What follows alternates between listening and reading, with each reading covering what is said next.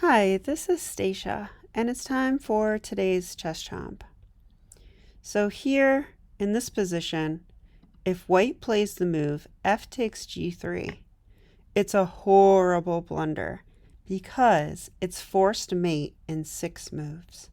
So if you want to pause your video, see if you can find the mate in 6. Go ahead and do so now. Okay, so let's take a look at how this goes. So I think the first move is simple enough. We're going to play bishop c5 check. This checks the king, and it takes away the f2 square. So now the king is sort of trapped on the back row, so he has to go here. And now I love the following sequence.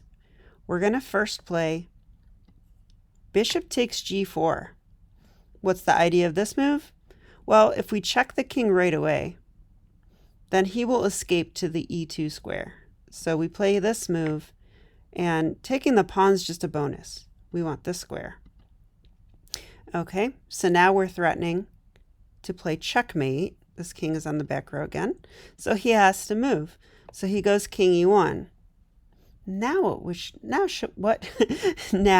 should we play? Well, now if we play rook h1 check, white will block with the bishop. So we actually play this move. Exchange sacrifice, rook takes bishop. Okay, now there is no bishop blocking, so we're threatening checkmate. So white must take this. And now what? Well, now the king is threatening to run away to the d2 square. So we play bishop e3.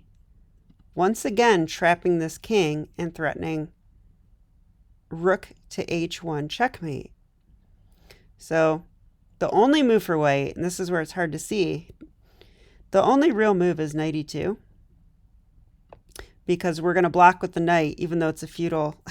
It's like Star Trek, resistance is feudal. All right, so now we finally check, and the knight will block.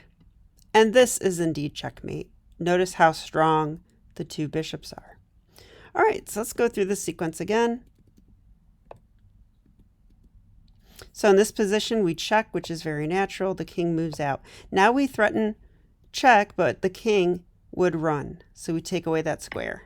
So now the king comes over here. He's threatening to run away to d2 and threatening to block with the bishop. We first take the bishop. This takes away this square and stops the bishop from blocking. So now he must take back. Otherwise he gets mated. So now he is threatening to run here. So we block. We take away that square. And knight e2 is now a move of desperation. Check here. Checkmate. So there you go. I hope you enjoyed this. And for one last instructive point, because I really can't help myself. This came from a sequence that I thought was very interesting. Yeah, and it's this position, and this is from an actual game I had in a tournament where h5 is the correct move. And the idea here is this. If h3 attacking our knight, we do not move the knight. We play h4. And now if white wants to go into this,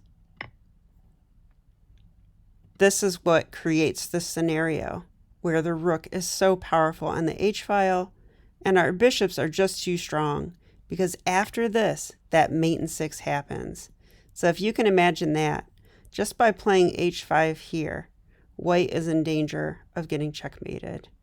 I hope you enjoyed this Chess Chomp, and I'll see you next time.